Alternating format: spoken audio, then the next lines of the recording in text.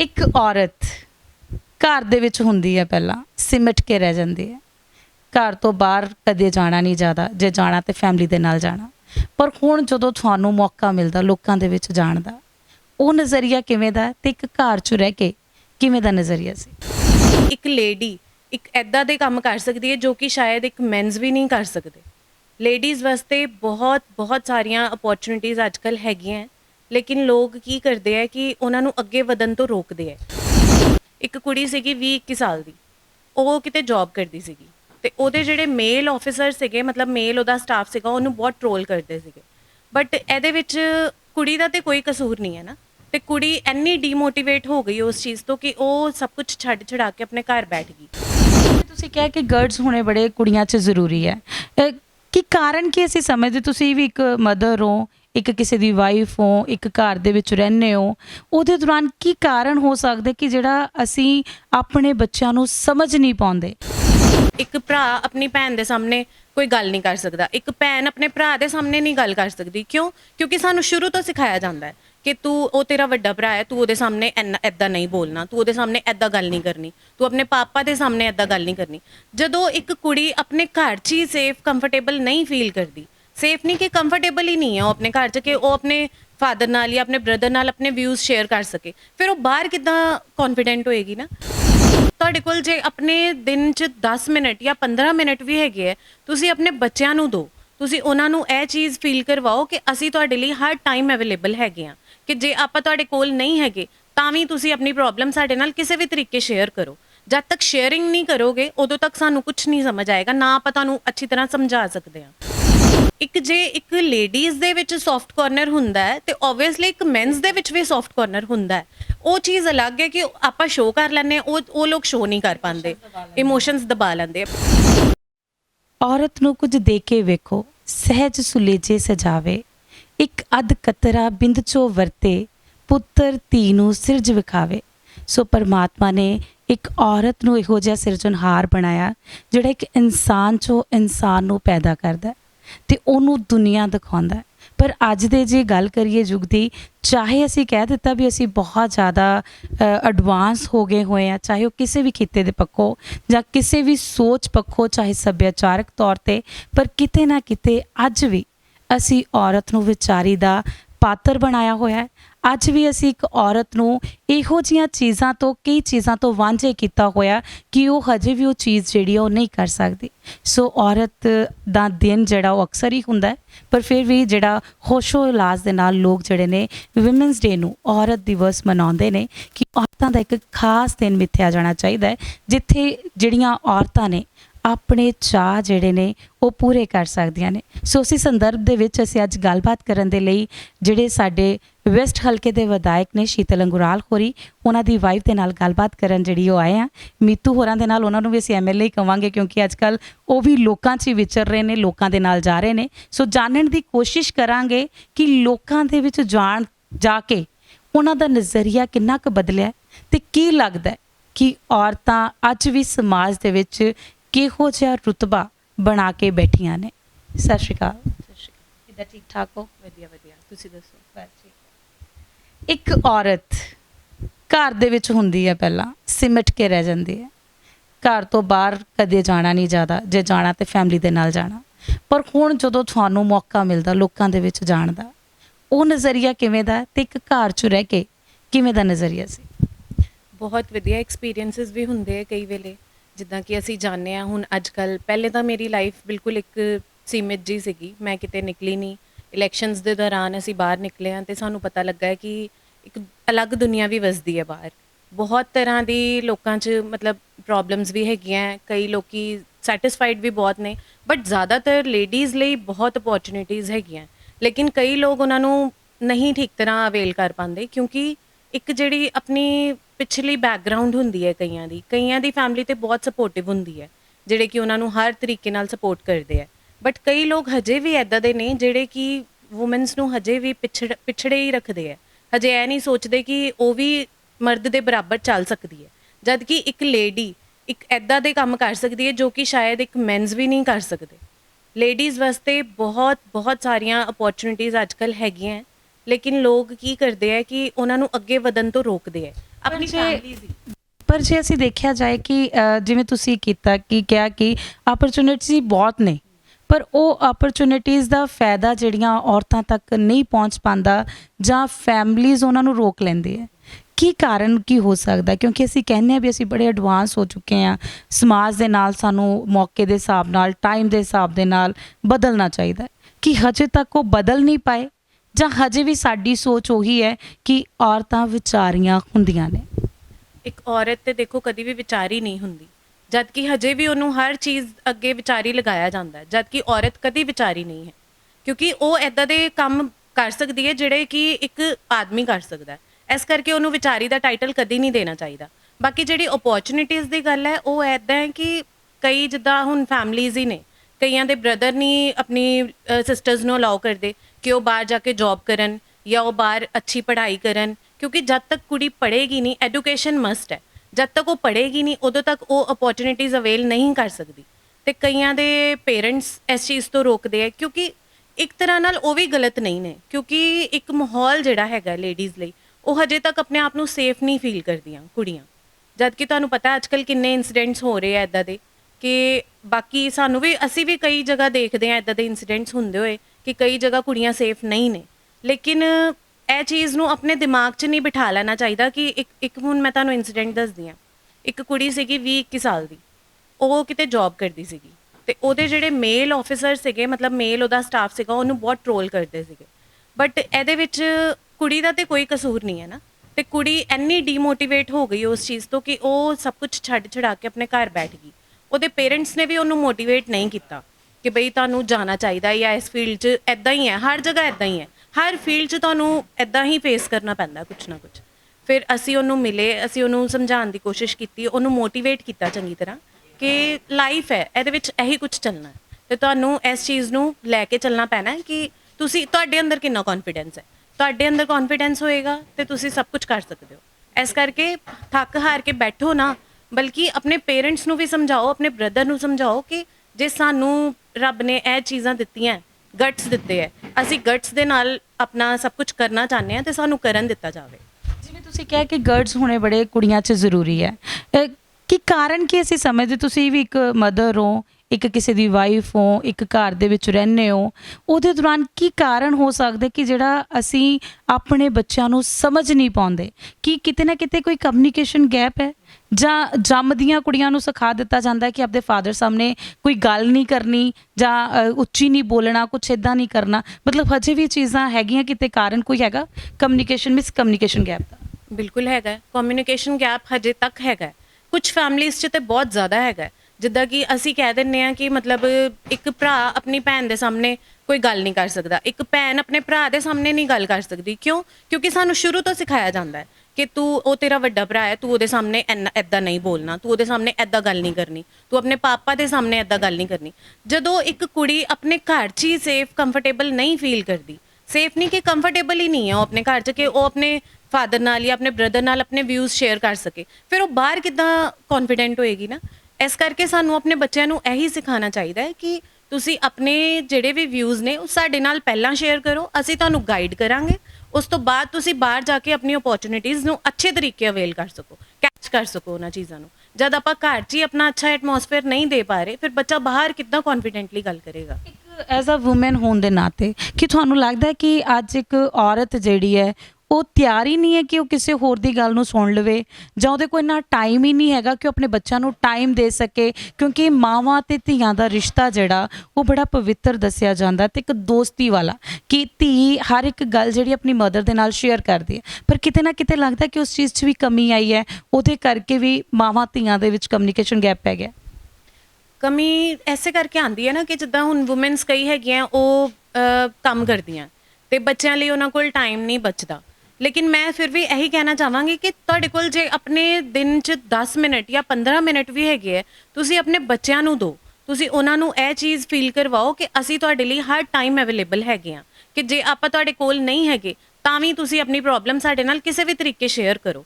ਜਦ ਤੱਕ ਸ਼ੇਅਰਿੰਗ ਨਹੀਂ ਕਰੋਗੇ ਉਦੋਂ ਤੱਕ ਸਾਨੂੰ ਕੁਝ ਨਹੀਂ ਸਮਝ ਆਏਗਾ, ਨਾ ਆਪਾਂ ਤੁਹਾਨੂੰ ਅੱਛੀ ਤਰ੍ਹਾਂ ਸਮਝਾ ਸਕਦੇ ਹਾਂ।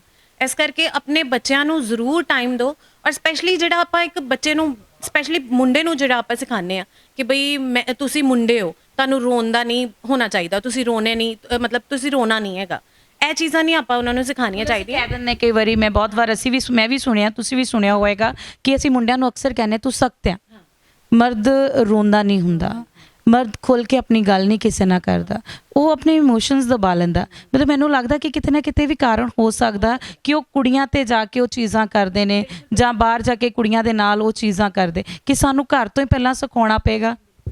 ਬਿਲਕੁਲ ਕਹਿਣਾ ਚਾਹੀਦਾ ਹੈ। ਜਿੱਦਾਂ ਹੁਣ ਬੱਚਾ ਹੈ, ਮੁੰਡਾ ਹੈ, ਆਪਾਂ ਕਹਿ ਦਿੰਦੇ ਹਾਂ ਕਿ ਨਹੀਂ ਤੂੰ ਮੁੰਡਾ, ਤੂੰ ਕਿਉਂ ਰੋਂਦਾ ਪਿਆ, ਇਹ ਚੀਜ਼ਾਂ ਗਲਤ ਨੇ। ਜੇ ਇੱਕ ਲੇਡੀਜ਼ ਦੇ ਵਿੱਚ ਸੌਫਟ ਕਾਰਨਰ ਹੁੰਦਾ ਹੈ ਤੇ ਓਬਵੀਅਸਲੀ ਇੱਕ ਮੈਨਸ ਦੇ ਵਿੱਚ ਵੀ ਸੌਫਟ ਕਾਰਨਰ ਹੁੰਦਾ ਹੈ। ਉਹ ਚੀਜ਼ ਅਲੱਗ ਹੈ ਕਿ ਆਪਾਂ ਸ਼ੋਅ ਕਰ ਲੈਂਦੇ ਹਾਂ, ਉਹ ਲੋਕ ਸ਼ੋਅ ਨਹੀਂ ਕਰ ਪਾਉਂਦੇ, ਇਮੋਸ਼ਨਸ ਦਬਾ ਲੈਂਦੇ ਆ। ਬਟ ਜਿਹੜਾ ਕਿ ਗਲਤ ਹੈ, ਜਿਹੜਾ ਇਮੋਸ਼ਨ ਮੈਨਸ ਦਬਾਉਂਦੇ ਆ ਉਹ ਅੱਗੇ ਜਾ ਕੇ ਐਂਗਰ ਬਣਦਾ ਹੈ, ਜਦ ਕਿ ਸਾਨੂੰ ਇਹ ਚੀਜ਼ਾਂ ਨਹੀਂ ਬੱਚਿਆਂ ਨੂੰ ਸਿਖਾਉਣੀਆਂ ਚਾਹੀਦੀਆਂ। ਜੇ ਉਹ ਮੁੰਡਾ ਹੈ, ਉਹਦਾ ਦਿਲ ਕਰਦਾ ਪਿਆ, ਇਟਸ ਓਕੇ, ਨਾਰਮਲ ਹੈ, ਇਹ ਇਮੋਸ਼ਨਸ ਨੇ। ਜੇ ਉਹ ਰੋਣਾ ਚਾਹੁੰਦਾ ਹੈ ਉਹ ਰੋ ਸਕਦਾ ਹੈ। ਜੇ ਆਪਾਂ ਹੀ ਉਹਨੂੰ ਕਹੀ ਜਾਵਾਂਗੇ ਨਹੀਂ ਨਹੀਂ ਨਹੀਂ ਤੂੰ ਨਹੀਂ ਰੋਣਾ, ਤੂੰ ਨਹੀਂ ਰੋਣਾ, ਉਹ ਚੀਜ਼ ਅੰਦਰ ਫਰਸਟ੍ਰੇਟ ਹੋਏਗੀ, ਉਹਦਾ ਫਰਸਟ੍ਰੇਸ਼ਨ ਬਣੇਗੀ ਔਰ ਉਹ ਕਿਸੇ ਨਾ ਕਿਸੇ ਚੀਜ਼ ਤੇ ਨਿਕਲੇਗੀ, ਜੋ ਕਿ ਬਿਲਕੁਲ ਗਲਤ ਹੈ। ਮਤਲਬ ਅਸੀਂ ਵੀ ਕਹਿ ਸਕਦੇ ਵੀ ਅੱਜ ਦੇ ਟਾਈਮ ਦੇ ਵਿੱਚ ਸਾਨੂੰ ਕੁੜੀਆਂ ਨੂੰ ਸਮਝਾਉਣ ਨਾਲੋਂ ਬੈਟਰ ਮੁੰਡਿਆਂ ਨੂੰ ਜ਼ਿਆਦਾ ਸਮਝਾਉਣਾ ਚਾਹੀਦਾ, ਜ਼ਿਆਦਾ ਗਾਈਡ ਕਰਨਾ। ਬਿਲਕੁਲ ਬਿਲਕੁਲ, ਮੁੰਡਿਆਂ ਨੂੰ ਸਮਝਾਉਣਾ ਚਾਹੀਦਾ ਹੈ ਕਿ ਕੁੜੀਆਂ ਦੀ ਰਿਸਪੈਕਟ ਕਰੋ, ਬਾਹਰ ਜਾ ਕੇ ਕੁੜੀਆਂ ਨੂੰ ਟਰੋਲ ਨਾ ਕਰੋ। ਇਹ ਨਾ ਕਹੋ ਕਿ ਤੂੰ ਤੇ ਕੁੜੀ ਹੈ, ਤੂੰ ਇਹ ਕੰਮ ਨਹੀਂ ਕਰ ਸਕਦੀ। ਨਹੀਂ, ਐਦਾਂ ਦਾ ਅੱਜ ਕੋਈ ਕੰਮ ਨਹੀਂ ਹੈਗਾ ਜਿਹੜਾ ਕੁੜੀਆਂ ਨਹੀਂ ਕਰ ਸਕਦੀਆਂ, ਜਦ ਕਿ ਮੁੰਡੇ ਇਹਨਾਂ ਚੀਜ਼ਾਂ ਨੂੰ ਮੈਨੇਜ ਨਹੀਂ ਕਰ ਪਾਉਂਦੇ, ਇੰਨੀਆਂ ਚੀਜ਼ਾਂ ਨੂੰ ਇਕੱਠੇ, ਜੋ ਕਿ ਵਿਮਨਸ ਕਰ ਪਾਉਂਦੀਆਂ, ਕੁੜੀਆਂ ਕਰ ਪਾਉਂਦੀਆਂ। ਤੁਸੀਂ ਕਿਵੇਂ ਮੈਨੇਜ ਕਰਦੇ ਹੋ? ਕਿਉਂਕਿ ਪਹਿਲਾਂ ਘਰ ਹੀ ਰਹਿਣਾ, ਉਦੋਂ ਸਾਰਾ ਫੋਕਸ ਘਰ ਤੇ ਬੱਚਿਆਂ ਤੇ, ਹੁਣ ਘਰ ਵੀ ਦੇਖਣਾ, ਬਾਹਰ ਵੀ ਜਾਣਾ, ਬਹੁਤ ਸਾਰੇ ਫੰਕਸ਼ਨ ਤੁਸੀਂ ਵੀ ਅਟੈਂਡ ਕਰਦੇ ਹੋ ਜਿੱਥੇ ਸ਼ੀਤਲ ਭਾਜੀ ਨਹੀਂ ਪਹੁੰਚ ਪਾਉਂਦੇ, ਉਹ ਚੀਜ਼ਾਂ ਕਿਵੇਂ ਕਰਦੇ ਹੋ? ਬਹੁਤ ਸੌਖਾ ਹੈ ਮੇਰੇ ਲਈ ਤੇ ਮੈਨੇਜ ਕਰਨਾ, ਕਿਉਂਕਿ ਮੇਰੇ ਹਸਬੈਂਡ, ਮੇਰੀ ਫੈਮਿਲੀ, ਮੇਰੇ ਇਨ-ਲॉज ਬਹੁਤ ਬਹੁਤ ਸਪੋਰਟਿਵ ਨੇ। ਮੇਰੇ ਮਤਲਬ ਮੈਨੂੰ ਕਦੀ ਵੀ ਇੱਦਾਂ ਦੀ ਪ੍ਰੋਬਲਮ ਨਹੀਂ ਆਈ ਕਿ ਮੈਂ ਕਿਤੋਂ ਜਾ ਕੇ, ਜੇ ਮੈਂ ਥੱਕੀ ਵੀ ਹੋਈ ਹਾਂ ਤਾਂ ਮੈਨੂੰ ਕੁਝ ਕਰਨਾ ਪਏਗਾ, ਇੱਦਾਂ ਨਹੀਂ। ਮੇਰੇ ਘਰ ਕੋਆਪਰੇਸ਼ਨ ਬਹੁਤ ਹੈ। ਮਤਲਬ ਜੇ ਮੈਨੂੰ ਸਭ ਸਮਝਦੇ ਹੈ ਕਿ ਮੇਰੀ ਹੁਣ, ਜਿੱਦਾਂ ਮੈਂ ਪਹਿਲੇ ਘਰ ਰਹਿੰਦੀ ਸੀਗੀ, ਹੁਣ ਮੈਨੂੰ ਬਾਹਰ ਜਾਣਾ ਪੈਂਦਾ ਹੈ, ਕਈ ਵਾਰੀ ਮੈਂ ਲੇਟ ਵੀ ਹੋ ਜਾਂਦੀ ਹਾਂ, ਜਾਂ ਕਈ ਵਾਰੀ ਮੈਂ ਸਾਰਾ ਦਿਨ ਵੀ ਘਰ ਨਹੀਂ ਜਾ ਪਾਉਂਦੀ। ਬਟ ਮੇਰੇ ਪਿੱਛੋਂ ਜਿਹੜੇ ਮੇਰੇ ਇਨ-ਲॉज ਨੇ, ਜਿਹੜੇ ਮੇਰੇ ਮਤਲਬ ਬ੍ਰਦਰ ਇਨ-ਲॉज ਨੇ, ਸਿਸਟਰ ਇਨ-ਲॉज ਨੇ, ਸਾਰੇ ਮੇਰੇ ਨਾਲ ਬਹੁਤ ਅੱਛੀ ਤਰ੍ਹਾਂ ਕੋਆਪਰੇਟ ਕਰਦੇ ਨੇ। ਮਤਲਬ ਬਹੁਤ ਸਾਰੀਆਂ ਔਰਤਾਂ ਨੂੰ ਇਸ ਚੀਜ਼ ਦੀ ਵੀ ਚੁਣੌਤੀ ਆਉਂਦੀ ਉਹਨਾਂ ਦੇ ਸਾਹਮਣੇ ਕਿ ਜਿਹੜੀਆਂ ਕੰਮ ਕਰਦੀਆਂ ਬਾਹਰ, ਬਹੁਤ ਸਾਰੀਆਂ ਕਈ ਵਾਰੀ ਘਰੋਂ ਮਤਲਬ ਬਾਹਰ ਲੇਟ ਹੋ ਜਾਂਦਾ ਬੰਦਾ, ਘਰ ਆਉਣਾ, ਉਹ ਚੀਜ਼ਾਂ ਉਹਨਾਂ ਨੂੰ ਸੁਣਨੀਆਂ ਪੈਂਦੀਆਂ। ਇਹਦਾ ਕੀ ਕਾਰਨ ਹੋ ਸਕਦਾ? ਮਤਲਬ ਤੁਹਾਡੇ ਨਾਲ ਵੀ ਕਦੀ ਇੱਦਾਂ ਹੋਇਆ ਜਾਂ ਨਹੀਂ? ਨਹੀਂ, ਮੇਰੇ ਨਾਲ ਟੱਚਵੁੱਡ ਇੱਦਾਂ ਦਾ ਕੁਝ ਨਹੀਂ ਹੋਇਆ। ਜਿੱਦਾਂ ਕਿ ਮੈਂ ਤੁਹਾਨੂੰ ਦੱਸਿਆ, ਮੇਰੇ ਹਸਬੈਂਡ, ਮੇਰੀ ਫੈਮਿਲੀ ਬਹੁਤ ਸਪੋਰਟਿਵ ਹੈ ਮੇਰੇ ਨਾਲ। ਬਟ ਜਿਹੜੀ ਗੱਲ ਤੁਸੀਂ ਕਹਿ ਰਹੇ ਹੋ, ਮੈਂ ਉਹਦੇ ਨਾਲ 100% ਐਗਰੀ ਹਾਂ, ਕਿਉਂਕਿ ਜਿਹੜੀ ਵੂਮਨਸ ਇੱਥੇ ਆਉਂਦੀਆਂ, ਉਹਨਾਂ ਦੀ ਪ੍ਰੋਬਲਮਸ ਜਦੋਂ ਆਪਾਂ ਸੁਣਦੇ ਹਾਂ, ਉਹਦੇ ਵਿੱਚ ਉਹ ਇਹ ਵੀ ਮੈਂਸ਼ਨ ਕਰਦੇ ਆ ਕਿ ਜਿੱਦਾਂ ਅਸੀਂ ਇੱਕ ਫੀਲਡ 'ਚ ਆਪਣਾ ਮਨ ਲਗਾ ਕੇ ਕੰਮ ਕਰ ਰਹੇ ਹਾਂ, ਬਟ ਸਾਨੂੰ ਘਰ ਜਾ ਕੇ ਇੱਕ ਜਿੱਦਾਂ ਮੈਂਟਲੀ ਹਰਾਸਮੈਂਟ ਹੁੰਦੀ ਹੈ। ਉਹ ਕਿਉਂ ਹੁੰਦੀ? ਉਹ ਮੈਂ ਇੱਕ ਮਤਲਬ ਆਪਣੀ ਇਹਨਾਂ ਤੋਂ ਰਿਕੁਐਸਟ ਕਰਾਂਗੀ ਫੈਮਲੀਜ਼ ਨੂੰ ਕਿ ਜੇ ਹਸਬੈਂਡ ਨੇ ਉਹ ਵੀ ਆਪਣੀ ਵਾਈਫ ਨੂੰ ਸਪੋਰਟ ਕਰਨ, ਜੇ ਬ੍ਰਦਰਸ ਨੇ ਉਹ ਆਪਣੀ ਸਿਸਟਰਸ ਨੂੰ ਸਪੋਰਟ ਕਰਨ, ਜੇ ਫਾਦਰਸ ਨੇ ਉਹ ਆਪਣੀ ਡਾਟਰਸ ਨੂੰ ਸਪੋਰਟ ਕਰਨ। ਤੇ ਸਪੈਸ਼ਲੀ ਰੋਲ ਹੁੰਦਾ ਹੈ ਪੇਰੈਂਟਸ ਦਾ, ਜਿਹੜੇ ਕਿ ਹੁੰਦੇ ਆ mother in law, father in law, ਕਿ ਉਹ ਇੱਕ ਲੇਡੀ ਨੂੰ ਸਮਝਣ। ਉਹ ਐਦਾਂ ਨਾ ਕਰਨ ਕਿ ਬਈ ਤੂੰ ਬਾਹਰੋਂ ਕੰਮ ਕਰਕੇ ਆ ਰਹੀ ਹੈ ਤੇ ਤੈਨੂੰ ਘਰ ਕੰਮ ਨਹੀਂ ਕਰਨਾ ਪਏਗਾ, ਜਾਂ ਮਤਲਬ ਜੋ ਵੀ ਹੈ, ਤੁਸੀਂ ਮੇਰੀ ਫੀਲਿੰਗ ਸਮਝ ਰਹੇ ਹੋ ਜੋ ਮੈਂ ਕਹਿਣਾ ਚਾਹੁੰਦੀ ਹਾਂ। ਐਦਾਂ ਨਹੀਂ ਕਰਨਾ ਚਾਹੀਦਾ ਸਾਨੂੰ। ਮੈਂ ਉਹਨਾਂ ਨੂੰ ਇੱਕੋ ਮੈਸੇਜ ਦੇਣਾ ਚਾਹੁੰਦੀ ਹਾਂ ਕਿ ਸਾਨੂੰ ਆਪਣੀ ਜਿਹੜੀ ਡਾਟਰ ਇਨ ਲॉज ਨੇ ਜਾਂ ਸਿਸਟਰਸ ਨੇ, ਇਹਨਾਂ ਨਾਲ ਮੋਢੇ ਤੋਂ ਮੋਢਾ ਮਿਲਾ ਕੇ ਚੱਲਣਾ ਚਾਹੀਦਾ ਹੈ, ਇਹਨਾਂ ਦੀ ਪ੍ਰੋਬਲਮਸ ਨੂੰ ਸਮਝਣਾ ਚਾਹੀਦਾ ਹੈ ਤੇ ਸਾਨੂੰ ਇਹਨਾਂ ਨਾਲ ਹਮੇਸ਼ਾ ਖੜੇ ਹੋਣਾ ਚਾਹੀਦਾ। ਬੇਸ਼ੱਕ ਅਸੀਂ ਮਤਲਬ ਮੰਨਦੇ ਹਾਂ ਕਿ ਅੱਜ ਔਰਤ ਜਿਹੜੀ ਹੈ ਉਹ ਹਰ ਇੱਕ ਕਿੱਤੇ ਦੇ ਵਿੱਚ ਅੱਗੇ ਹੈ, ਪਰ ਫਿਰ ਵੀ ਜੇ ਅਸੀਂ ਮਤਲਬ ਬੈਕਵਰਡ ਏਰੀਆਜ਼ ਦੀ ਗੱਲ ਕਰੀਏ, ਹਜੇ ਵੀ ਔਰਤਾਂ ਤੱਕ ਗੱਲ ਨਹੀਂ ਪਹੁੰਚ ਪਾਉਂਦੀ, ਜਾਂ ਕੋਈ ਹੋਰ ਕਾਰਨ ਇਹਦੇ ਵਿੱਚ ਅਸੀਂ ਸਮਝ ਸਕਦੇ ਹਾਂ? ਨਹੀਂ, ਬੈਕਵਰਡ ਏਰੀਆਜ਼ 'ਚ ਦੇਖੋ ਕੁੜੀਆਂ ਕਰਨਾ ਚਾਹੁੰਦੀਆਂ, ਲੇਕਿਨ ਉਹੀ ਗੱਲ ਆ ਗਈ ਨਾ ਕਿ ਜੇ ਫੈਮਿਲੀ ਨਹੀਂ ਸਪੋਰਟ ਕਰੇਗੀ, ਜੇ ਫੈਮਿਲੀ ਹੀ ਨਹੀਂ ਸਪੋਰਟ ਕਰੇਗੀ, ਕੁੜੀਆਂ ਬਾਹਰ ਕਿੱਦਾਂ ਜਾਣਗੀਆਂ? ਜੇ ਉਹਨਾਂ ਨੂੰ ਬਾਹਰ ਜਾਣ ਹੀ ਨਹੀਂ ਦਿੱਤਾ ਜਾਏਗਾ, ਉਹਨਾਂ ਨੂੰ ਕਿਹਾ ਜਾਏਗਾ ਕਿ 6th ਪੜ੍ਹ ਲਿਆ, 8th ਪੜ੍ਹ ਲਿਆ, ਬਸ ਇਟਸ ਇਨਫ, ਕਿ ਅੱਗੇ ਨਹੀਂ ਤੁਸੀਂ ਕੁਝ ਵੀ ਕਰਨਾ, ਤੁਹਾਡਾ ਵਿਆਹ ਹੋ ਜਾਣਾ।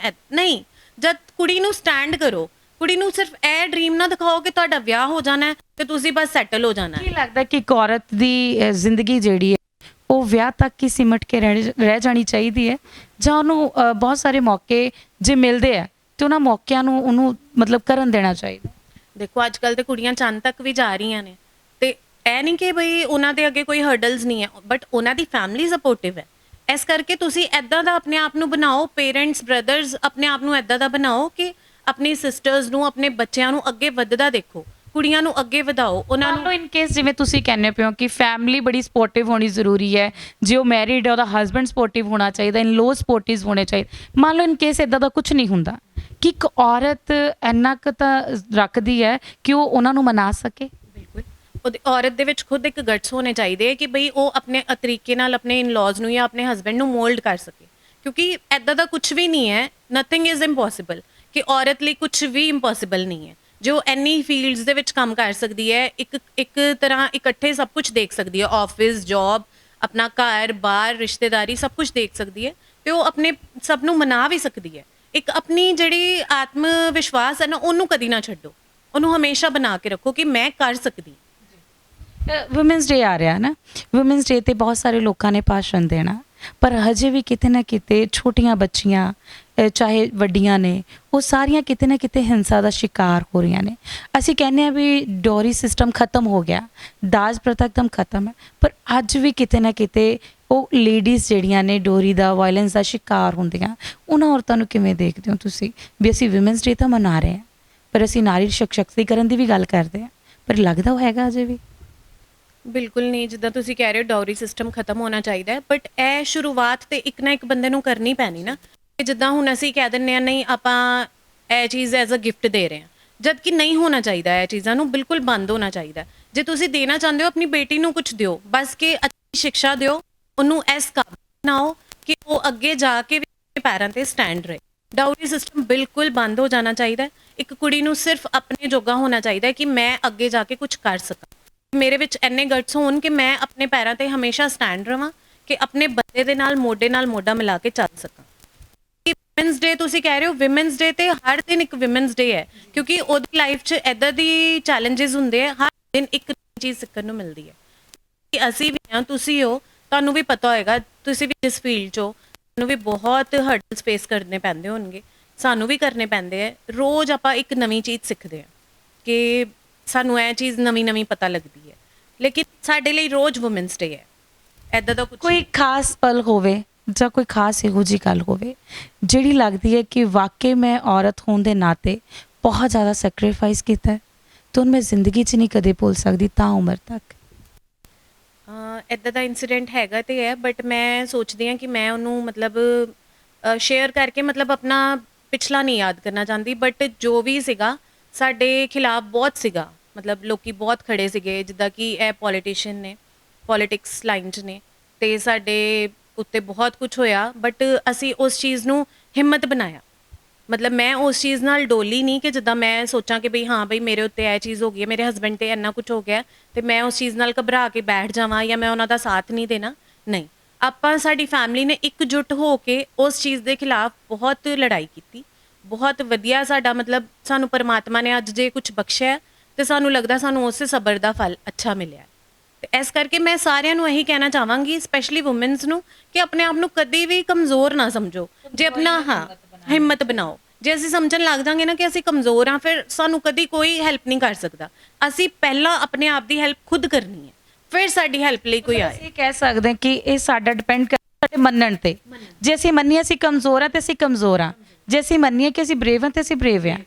ਉਹਨਾਂ ਔਰਤਾਂ ਬਾਰੇ ਕੀ ਕਹਿਣਾ ਚਾਹੁੰਦੇ ਹੋ ਜਿਹੜੀਆਂ ਅੱਜ ਜਿਵੇਂ ਚਾਹੇ ਉਹ ਡਿਸਕ੍ਰਿਮੀਨੇਸ਼ਨ ਦਾ ਸ਼ਿਕਾਰ ਹੋਈਆਂ ਨੇ, ਚਾਹੇ ਕਿਸੇ ਵੀ ਵਾਇਲੈਂਸ ਦਾ ਸ਼ਿਕਾਰ ਹੋਈਆਂ ਨੇ, ਆਪਣੇ ਆਪ ਨੂੰ ਸਾਰੀਆਂ ਚੀਜ਼ਾਂ ਕੁਇਟ ਕਰਕੇ ਇੱਕ ਕਮਰੇ 'ਚ ਸੀਮਿਤ ਕਰ ਲਿਆ, ਉਹਨਾਂ ਨੂੰ ਕੀ ਕਹਿਣਾ ਚਾਹੁੰਦੇ ਹੋ? ਨਹੀਂ, ਇਹ ਗਲਤ ਹੈ ਕਿ ਤੁਸੀਂ ਆਪਣੇ ਆਪ ਨੂੰ ਇੰਨਾ ਕਮਜ਼ੋਰ ਫੀਲ ਕਰ ਰਹੇ ਹੋ ਕਿ ਮੰਨਿਆ ਤੁਹਾਡੇ ਨਾਲ ਗਲਤ ਹੋਇਆ ਹੋਊਗਾ, ਬਟ ਤੁਸੀਂ ਉਸ ਚੀਜ਼ ਨੂੰ ਆਪਣੀ ਪਾਵਰ ਬਣਾਓ, ਉਸ ਚੀਜ਼ ਦੇ ਮਤਲਬ ਖਿਲਾਫ ਚੱਲੋ, ਲੇਕਿਨ ਆਪਣੇ ਆਪ ਨੂੰ ਇੰਨਾ ਡੀਮੋਟੀਵੇਟ ਕਰਕੇ ਅੰਦਰ ਨਾ ਬੰਦ ਹੋਵੋ। ਤੁਹਾਡੇ ਲਈ ਬਹੁਤ ਬਹੁਤ ਰਸਤੇ ਖੁੱਲ੍ਹੇ ਨੇ ਹਲੇ। ਤੁਸੀਂ ਆਪਣੇ ਆਪ ਨੂੰ ਉਸ ਚੀਜ਼ ਨੂੰ ਤਾਕਤ ਬਣਾ ਕੇ ਅੱਗੇ ਵਧੋ। ਤੁਸੀਂ ਇਹੀ ਸੋਚੋ ਕਿ ਮੈਂ ਇਸ ਚੀਜ਼ ਨਾਲ ਘਬਰਾ ਕੇ ਨਹੀਂ ਬੈਠਣਾ। ਮਤਲਬ ਦੁਨੀਆ ਤਾਂ ਇਹੀ ਚਾਹੁੰਦੀ ਹੈ ਕਿ ਤੁਸੀਂ ਆਪਣੇ ਆਪ ਨੂੰ ਅੰਦਰ ਬੰਦ ਕਰ ਲਓ, ਬਟ ਨਹੀਂ, ਆਪਾਂ ਉਸ ਚੀਜ਼ ਨੂੰ ਆਪਣੀ ਪਾਵਰ ਬਣਾ ਕੇ ਅੱਗੇ ਵਧੀਏ, ਕਿਉਂਕਿ ਸਾਡੇ ਲਈ ਬਹੁਤ ਲਾਈਨਸ ਨੇ। ਇਹ ਨਹੀਂ ਹੈਗਾ ਕਿ ਬਈ ਸਾਡੇ ਕੋਲ ਅਪੋਰਚੁਨਿਟੀਜ਼ ਨਹੀਂ ਹੈ, ਸਿਰਫ ਸਾਨੂੰ ਹੀ ਸਮਝ ਨਹੀਂ ਹੈ ਕਿ ਆਪਾਂ ਉਹਨਾਂ ਨੂੰ ਅਵੇਲ ਕਿੱਦਾਂ ਕਰਨਾ ਹੈ। ਇੱਕ ਚੀਜ਼ ਬੜੀ ਅੱਜ ਕੱਲ੍ਹ ਚੱਲ ਰਹੀ ਹੈ ਕਿ ਅਸੀਂ ਸੋਚਦੇ ਹਾਂ ਕਿ ਜੇ ਅਸੀਂ ਕਿਸੇ ਨਾਲ ਗੱਲ ਸ਼ੇਅਰ ਕਰਾਂਗੇ, ਹੋ ਸਕਦਾ ਉਹ ਬੰਦਾ ਉਸ ਨਜ਼ਰੀਏ ਨਾਲ ਉਹਨੂੰ ਸਮਝ ਪਾਵੇ ਜਾਂ ਨਾ ਪਾਵੇ। ਫਿਰ ਬਹੁਤ ਸਾਰੇ ਲੋਕ ਹੈ, ਜਿਹੜੀਆਂ ਬਹੁਤ ਸਾਰੀਆਂ ਕੁੜੀਆਂ ਆ, ਉਹ ਆਪਣੀ ਗੱਲ ਕਿਸੇ ਨਾਲ ਸ਼ੇਅਰ ਹੀ ਨਹੀਂ ਕਰ ਪਾਉਂਦੀਆਂ ਕੀ ਲੱਗਦਾ ਕਿ ਜ਼ਿੰਦਗੀ 'ਚ ਕੋਈ ਇਹੋ ਜਿਹਾ ਸਾਥੀ ਜਾਂ ਇਹੋ ਜਿਹਾ ਦੋਸਤ, ਚਾਹੇ ਉਹ ਸਾਡੀ ਮਦਰ ਹੀ ਹੈ, ਵੀ ਸਾਨੂੰ ਗੱਲ ਜ਼ਰੂਰ ਉਹਦੇ ਨਾਲ ਸਾਂਝੀ ਕਰਨੀ ਚਾਹੀਦੀ ਹੈ? ਜਿੱਦਾਂ ਕਿ ਤੁਸੀਂ ਕਹਿ ਰਹੇ ਹੋ ਕਿ ਮਦਰਸ ਨਾਲ ਸਾਂਝੀ ਕਰਨੀਆਂ ਚਾਹੀਦੀਆਂ, ਕੁਝ ਮਦਰਸ ਤੇ ਬਹੁਤ ਅੱਛੇ ਤਰੀਕੇ ਤੁਹਾਨੂੰ ਮੋਲਡ ਕਰਨਗੀਆਂ ਇਸ ਗੱਲ ਨੂੰ ਕਿ ਸਮਝਣਗੀਆਂ, ਲੇਕਿਨ ਕੁਝ ਉਹੀ ਗੱਲ ਆ ਗਈ ਨਾ, ਐਜੂਕੇਸ਼ਨ ਜਿੱਥੇ ਮੈਟਰ ਕਰਦੀ ਹੈ, ਕੁਝ ਲੇਡੀਜ਼ ਤੁਹਾਨੂੰ ਨਹੀਂ ਸਮਝਣਗੀਆਂ, ਬਲਕਿ ਇਹ ਕਹਿਣਗੀਆਂ ਕਿ ਨਹੀਂ ਆਪਾਂ ਇਸ ਚੀਜ਼ ਨੂੰ ਨਹੀਂ ਐਦਾਂ ਕਰਨਾ, ਤੁਹਾਨੂੰ ਡੀਮੋਟੀਵੇਟ ਕਰਨਗੇ। ਪਰ ਤੁਸੀਂ ਆਪਣੇ ਆਪ 'ਚ ਇੰਨੀ એનર્ਜੀ, ਆਪਣੀ ਸ਼ਕਤੀ ਇੰਨੀ ਦਿਖਾਓ ਆਪਣੇ ਆਪ 'ਚ ਕਿ ਤੁਸੀਂ ਖੁਦ ਸਮਝੋ ਆਪਣੇ ਆਪ ਨੂੰ ਕਿ ਮੈਂ ਖੁਦ ਪਾਵਰਫੁਲ ਹਾਂ, ਮੈਨੂੰ ਕਿਸੇ ਦੀ ਲੋੜ ਹੀ ਨਹੀਂ ਹੈ, ਮੈਂ ਆਪਣੇ ਆਪ ਨਾਲ ਹੀ ਸਭ ਕੁਝ ਸਲਾਹ ਕਰ ਸਕਦੀ ਹਾਂ, ਆਪਣੇ ਆਪ ਨਾਲ ਹੀ ਸਾਰੀਆਂ ਗੱਲਾਂ ਕਰ ਸਕਦੀ ਹਾਂ। ਬਟ ਜੇ ਤੁਹਾਡੇ ਕੋਲ ਕੋਈ ਅੱਛਾ ਸਾਥੀ ਹੈਗਾ ਹੈ, ਜਿਹੜਾ ਤੁਹਾਨੂੰ ਲੱਗੇ ਕਿ ਤੁਹਾਡੇ ਨਾਲ ਮੋਢੇ ਨਾਲ ਮੋਢਾ ਮਿਲਾ ਕੇ ਖੜਾ ਹੈ, ਤੇ ਫਿਰ ਤੁਸੀਂ ਉਹਨਾਂ ਨਾਲ ਸ਼ੇਅਰ ਵੀ ਕਰ ਸਕਦੇ ਹੋ, ਬਟ ਆਪਣੇ ਆਪ ਨੂੰ ਕਮਜ਼ੋਰ ਕਦੀ ਨਾ ਫੀਲ ਕਰੋ। ਅੰਤ ਵਿੱਚ ਕੀ ਮੈਸੇਜ ਦੇਣਾ ਚਾਹੁੰਦੇ ਹੋ ਉਹਨਾਂ ਔਰਤਾਂ ਨੂੰ ਜਿਹੜੀਆਂ ਅੱਜ ਵੀ ਥੱਕ ਹਾਰ ਕੇ ਬੈਠ ਗਈਆਂ ਨੇ, ਜਾਂ ਜਿਨ੍ਹਾਂ ਨੂੰ ਲੱਗਦਾ ਹੈ ਕਿ ਉਹ ਜ਼ਿੰਦਗੀ 'ਚ ਗਾਂਹ ਨਹੀਂ ਵੱਧ ਸਕਦੀਆਂ ਜਾਂ ਕੁਝ ਕਰ ਨਹੀਂ ਸਕਦੀਆਂ?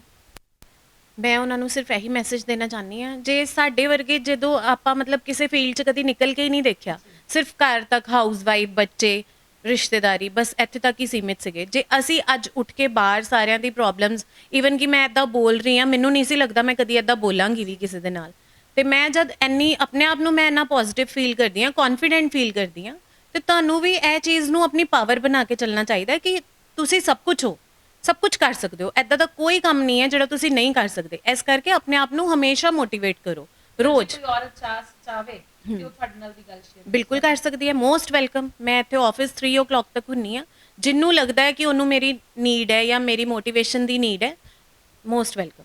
ਬਹੁਤ ਬਹੁਤ ਸ਼ੁਕਰੀਆ। Thank you. ਸੋ ਵਾਕਈ ਵਿਲ ਪਾਵਰ ਜਿਹੜੀ ਹੈ ਸਾਨੂੰ ਆਪਣੇ ਆਪ ਨੂੰ ਬਣਾਉਣਾ ਪਏਗਾ, ਆਪਣੇ ਆਪ ਨੂੰ ਸਾਨੂੰ ਪਰਖਣਾ ਪਏਗਾ, ਆਪਣੇ ਆਪ ਨੂੰ ਤਰਾਸ਼ਣਾ ਪਊਗਾ।